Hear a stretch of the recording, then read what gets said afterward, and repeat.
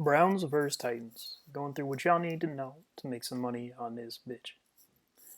All right, so first thing, real quick, weather not an issue in this game, and the lines we got right as we're sitting right now, we got Browns plus 5.5 and over under of 53.5. All right, so this is gonna hinge really important on three players and their injury status. We got because we don't have the official questionable out designations yet, but it does look at this point like there's a chance that all or any of AJ Brown, Anthony Firkser, and Johnny Smith do not play. If they don't play, then I feel very, I mean, as close to a lock as you can possibly get about the Browns plus 5.5.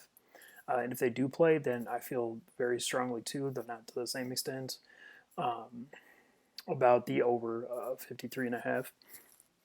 And yeah, if you stick around, I'm gonna explain why and how all that happens. So the first step here, we got the Browns offense versus the Titans defense, away team versus home team. So in terms of injuries, nothing at all on the Browns side. On the Titans side, both Harold Landry and Jeffrey Simmons had some slightly concerning practice reports from this week. I'm going to assume they both play at this point, and still no Adoree Jackson, but we'll see. But I'm going to operate right now as if they're not, or sorry, as if they are playing the first two I mentioned. So the first step here, we got the offensive line versus the defensive line, and I mean in this game, right, with a healthy Browns offensive line, they are really, really, really good. I mean, incredibly good, and there's almost no scenario where they're not going to at least control the line of scrimmage, and that includes here. I mean, Jeffrey Simmons is a nice player, but he's not incredible, and then Daquan Jones is just okay. And then their other D tackle spot, depending on who it is, whether it's Jack Crawford or Laurel Murchison, Matt Dickerson, none of them are good enough to matter at all. And with the scheme that the Browns run too, I guess they're so sideline to sideline, and it's the stretch zone run, Stefanski, kind of similar to McVay or Shanahan. They're just going to run around Daquan Jones and to an extent Jeffrey Simmons because while he's good, he's not a super athlete, especially in space, which maybe is a given for a 300 plus pounder, but he's definitely one of the fat ones. Not not not Aaron Donald or anything, obviously a lot smaller. Um, so then on the second level, step two, I mean, the Titans linebacker situation is still not great. I mean, Rashaan Evans is decent, and the reason they just didn't get exploited last week, and the game maybe some people thought they would, because the Colts only had like 17 rushing attempts, and they almost all came from when they were behind. They were like draws to Naeem Hines, which is not representative of of a real rushing attack. The Browns, on the other hand, are at the peak of rushing in the NFL, and I mean they're going to show it here, right? Like Rashaan Evans again is okay, but he does lack a little bit of range, and with how much the Browns get to the sideline, that's going to show up. And then their other spot wasn't exactly impressive in that Colts game. They weren't awful, but again, they just weren't really challenged at all. And they're going to get affected here by any insert Browns lineman, and they're going to be able to move to the second level to an at least reasonable extent. So then you talk about the overall run game, third step, and I mean, yeah, it's going to be really good, potentially even great, like what you saw from the Titans last week versus the Colts. I mean, you just ask yourself what is preventing them from running all over the Titans this game, and the answer is what is Rashaan Evans and Jeffrey Simmons, right? But like I explained, neither of them in this matchup are particularly useful to, like, in any limiting way, and everything else just points to the Browns being consistently successful, as well as they're just being so good themselves at rushing the ball. Um, so you can talk about the fourth step, which is the pass rush. So, and this is where I mean the Titans are just awful. So I kind of mentioned last week that there was going to be a little bit just because of the way Jefferson Simmons matched up against the Colts guards, which was true. That was nothing crazy, but here that doesn't even exist. I mean, Joel Bitonio can still lose a little bit to this. He's actually pretty similar to Quentin Nelson in that regard, but both of them are really good. And Joel Bitonio's he's basically the same level, especially he's not quite the same level, but he's not meaningfully different really. So there's just nothing here.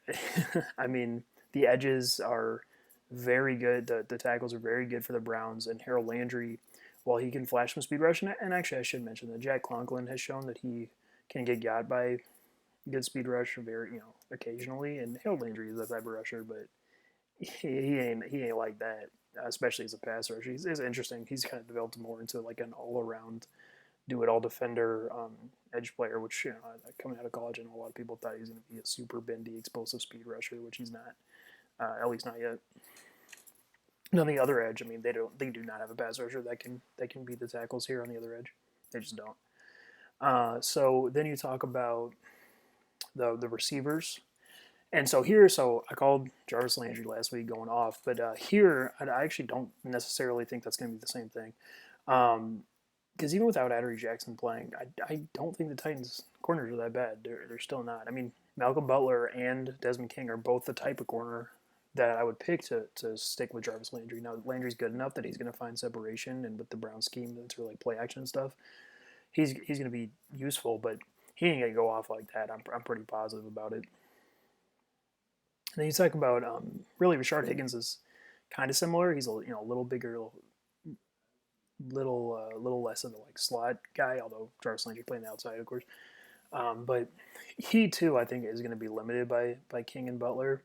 Um, but not nothing. He'll be there. I don't think he's going to exactly go off either. And then their other receiver spot. I mean, like Breon Borders, the Titans' third corner, plays on the outside like in nickel stuff. Like I mentioned before, I don't think he's a disaster at all.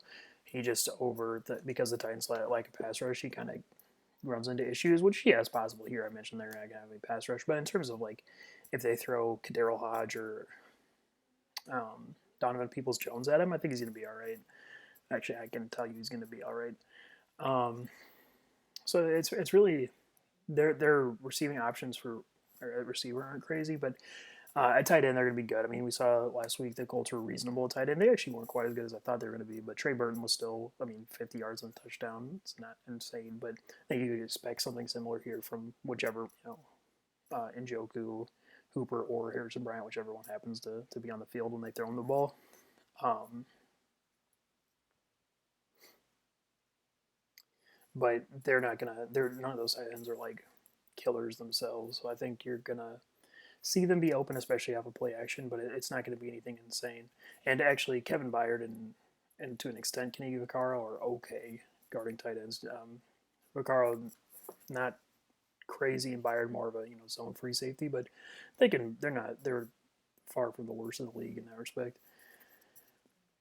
So then the sixth step here. So we talk about Baker versus defense. So I mentioned this last week. It's gonna be the case this week too. When Baker is comfortable, he's at the very least decent, and he's gonna be very comfortable here. They just have no pass rush, and given that, he'll still be prone to making some mistakes. And I actually think that between Kevin Byard, Desmond King, and Malcolm Butler, who are all like good zone players, that there's danger here in terms of a Baker pick, which I mean there always is, of course, but here like it's real. It's not just something like random in other games.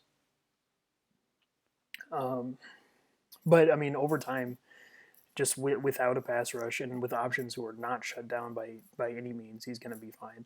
The tight ends are going to find space. Play action is going to benefit him a lot. Landry's going to be okay. So I don't think it's going to be explosive. And I do, like I said, I do think there's some danger, and you're going to see a little bit of the bad side of Baker, but it's not going to be anything like terribly concerning in terms of their offensive production. So yeah, the overall pass game, again, I just think it's gonna be okay. It's gonna be there, but it's not gonna be anything constantly uh, having explosive plays down the field. So then you talk about the red zone, and it's gonna be decent here. I mean, rushing helps, and this is where the one place that running backs really matter, and they have two of them that matter almost in the top 10 or whatever. I don't off the top of my head, not exactly sure where I place them, but Nick Chubb and Kareem Hunt turn drives into touchdowns consistently, and that's the case here too. Uh, because I mean, them matched up in space with any given Titans linebacker is pretty much a guarantee, and they're going to be able to run the ball in the red zone. I'll just mention that you saw it last week in the Jags game that the Browns just aren't perfect in the red zone, even if they have the means to do so in general, and that includes here. Although could they be perfect in the red zone in this game? Yes. I wouldn't necessarily expect it, but there's nothing concerning there. So as an overall point spread, right now I have it about like 23 to 30, and honestly, that might be leaning a little bit low. That's just kind of more you see the Browns shoot themselves in the foot um, a reasonable amount of times, which is possible to happen here, and that's why I have that a little bit lower. But that's on the extreme low end, and I would expect them to score in the higher end of that range or higher than that for sure. So you talk about the Titans offense versus the Browns defense. So injuries, still no Denzel Ward for the Browns. Not practicing all this week. He's not going to play. Nothing else though. And then and they get Myles Garrett back from the COVID list. Kind of a big deal on that one. And for the Titans offense, there's a ton of potential issues here.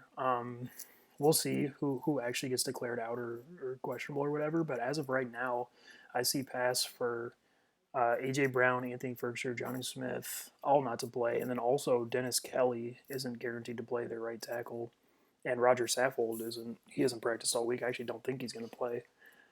Their left guard, so you might have two extra backup linemen in, but outside of their third string left tackle already in the game, as well as the tight ends out. So we'll kind of talk about the two paths because they're big enough injuries that I have to go over it separately. But I'm going to start with. I'm just going to go through in the individual steps. So the first step, interior push. So even if Saffold plays, actually, so it's either going to be Saffold or Jamil Douglas, or they might kick Aaron Brewer, who played a couple of games ago at backup center over there. And I actually don't think in terms of the push on the interior, it's going to make a huge difference necessarily. Roger Saffold is clearly the best of the three, but he's not incredible. And Jamil Douglas has a ton of problems himself, but in terms of this specific instance, like pushing on the interior, he's okay. So between him and Nate Davis, they're both strong players, and the Browns' interior D linemen aren't, especially Sheldon Richardson or Jordan Elliott, that spot, aren't great run defenders, but they're not awful, and I do not want to.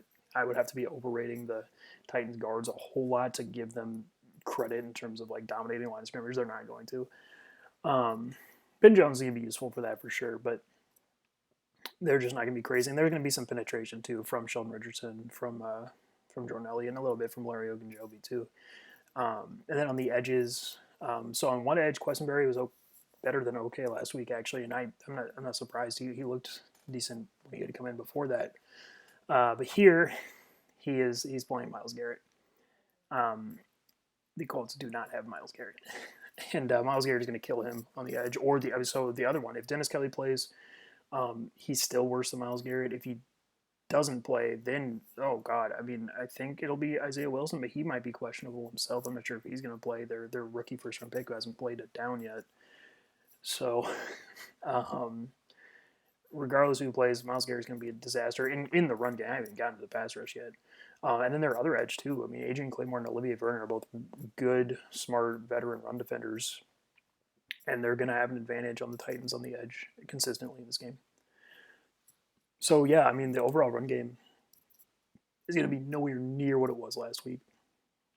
Or sorry, I skipped the second level. So the Browns linebacker is still bad, but in this game, I actually think they have a chance to be useful-ish. B.J. Goodson, his problem is lack of range. That is not quite the same issue here versus the Titans as it can be in other games.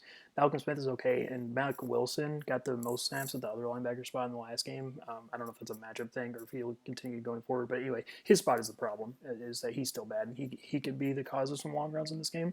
I mean, they all could. None of them are great.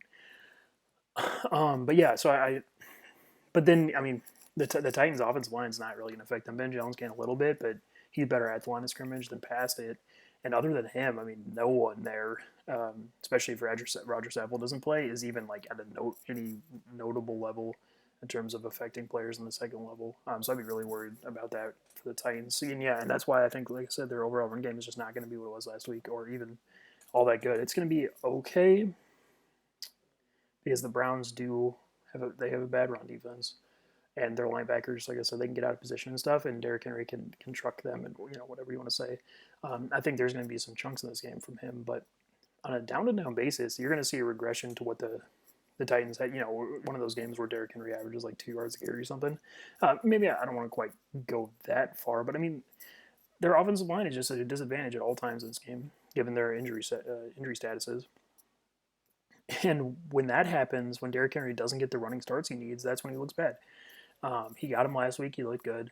He didn't, and he won't consistently in this game. I think there'll be a couple times Browns are good enough to shut him down. And hell, does he have a 99-yard rushing touchdown? I mean, probably not. Does he have a 70-yard rushing touchdown? Yeah, maybe. Which can make his stats look a lot better. But I think on a down-and-out basis, it's not going to be very good. So then you talk about the receivers, the pass rush next. And so I talked about Garrett already as a run defender in this game being very useful. And as a pass rusher, he's going to be dominant. I mean, this is going to get real ugly. He's really good. And the tackles here are, I mean, even if Dennis Kelly plays, I think Dennis Kelly is a decent tackle. Garrett's still better than him. And on the other edge, Quessenberry is a guard, like a backup guard playing tackle, who, while he's been okay so far, hasn't been challenged a ton by good players. Actually, he did a little bit of a reasonable job against Justin Houston last week. I don't want to gloss over that, but they were running the ball so much because they were up so much that it wasn't necessarily enough snaps to make a declaration. Anyway, Myles Garrett's a lot better than Justin Houston is. So Myles Garrett's going to be a huge problem. On the other edge, again, Adrian Claiborne and Olivier Vernon aren't great pass rushers or really even that good, but here they're going to be working hard enough and have enough experience to find creases. And that's against Dennis Kelly. If he doesn't play, then their tackle spots are probably both a disaster in this game, as pass in pass protection, which is real bad for an offense. Really, really bad. So then you get to the receivers versus the tight ends.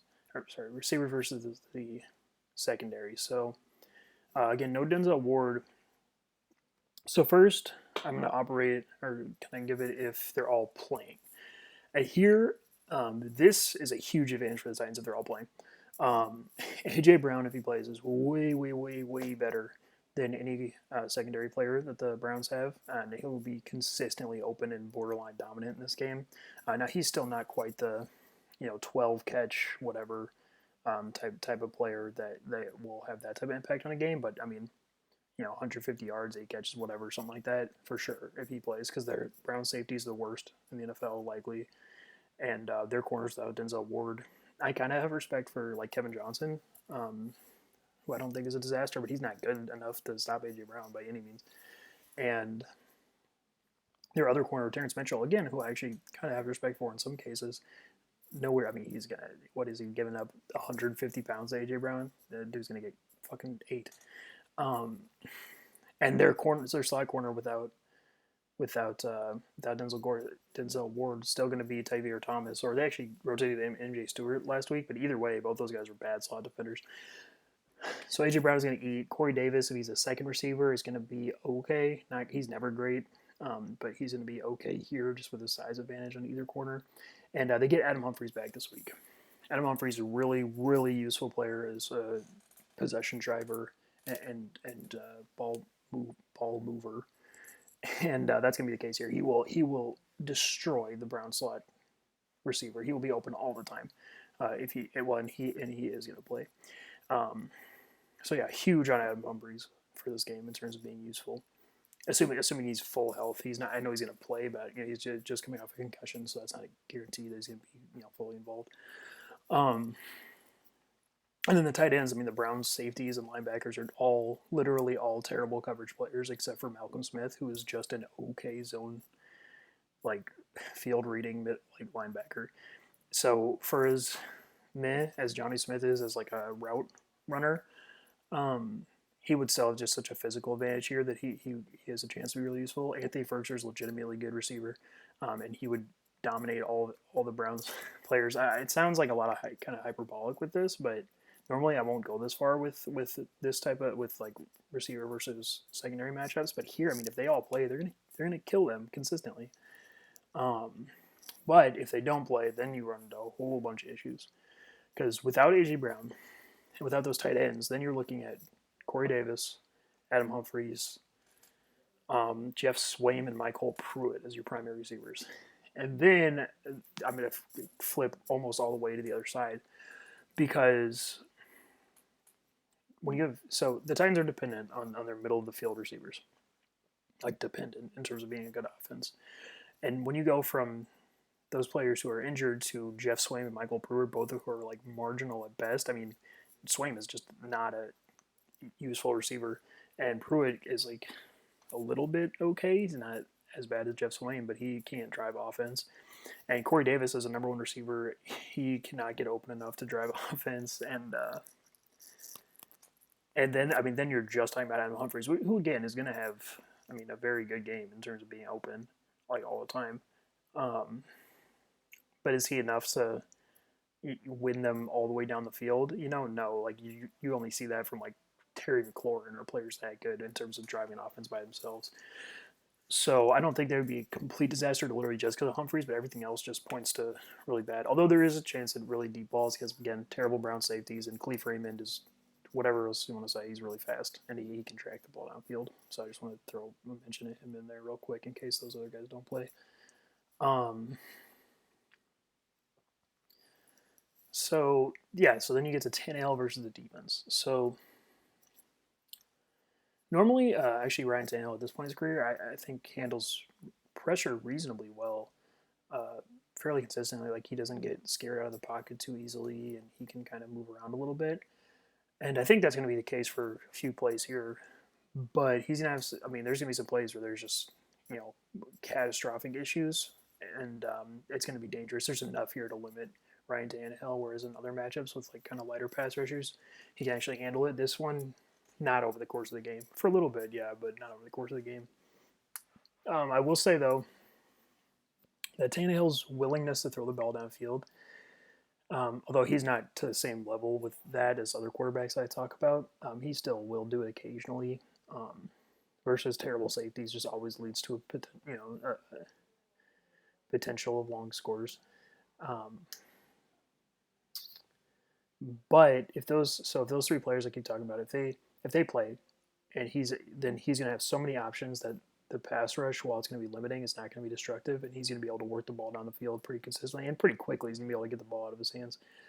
But if they don't play, then you're looking at a whole lot of struggles and like 2 yard gain, then punt or whatever. So there's another play in there, but really his success is going to hinge on whether or not those guys play.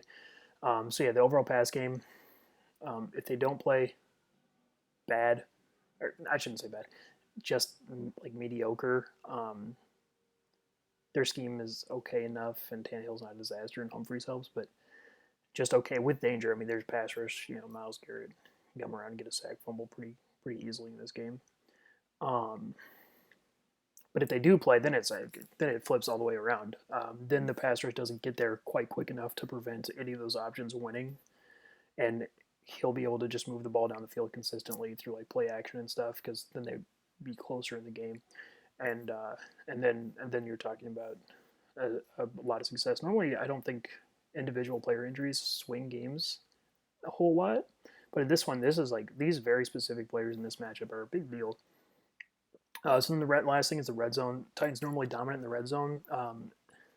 Another one that depends on if the players play or not. If they do, they're going to be good again to very good, and if they don't, they're just going to be okay. I don't think their scheme's going to be able to boost them enough because they're not going to be able to run the ball in a dominant fashion. And Corey Davis and Humphries are okay in the red zone, hence I don't know that they're going to be awful, but they're not killers down there. So the 2 point spreads I have, again, if the players don't play, I have Titans at like 14-21. Again, those players, A.J. Brown, Johnny Smith, Anthony Firkser. If they don't play, 14-21 points. And if they do, 26-32 is where I'd have it. But again, that might even be low because I think I would be overrating the Browns pass rush in that point to even keep them to that level, which I've done before, like when both times the Browns played the Bengals, where I thought they were going to kill them and they didn't. So again, to go over the lines I mentioned at the beginning, with those players playing, I'd feel strongly about the over 53.5. because both the teams at that point would be able to move the ball very well, and I think you'd see something similar to like the Colts Browns game earlier in the year, except for maybe the scores flipped with the Titans winning at that point. But I would feel strongly about that. I would still be okay with the Browns plus 5.5, but I would become a whole lot less confident in it because then you get into a lot more of the like if the Browns just fuck something up, then you might be screwed. Although I'd still definitely be okay with it. And then in terms of the money line at that point, it would be a complete stay away. If they play, I would lean the Titans like by as little as you can. Lean on something pretty much. The other way, if they don't play again, I'd pretty much lock in Browns plus 5.5. They're just at that point going to be better in all the phases, and they're going to be able to exercise their advantages. I would then lean to the under actually, because I think you're going to see the Browns choking out the game, running the ball, with the Titans unable to come back given their passing weapons and just not scoring a whole lot. And then I would also feel obviously given the Browns plus 5.5, I would expect them. I would very much expect them to win the game if those players don't play for the Titans. So that's what I think about it. Again, you really got to keep track of if those players play or not, and if it's some combination of them, most important, least important, AJ Brown first for sure. Anthony Firkser second. He's better than Johnny Smith, and Johnny Smith third. Yeah, so that's Titans or Browns at Titans.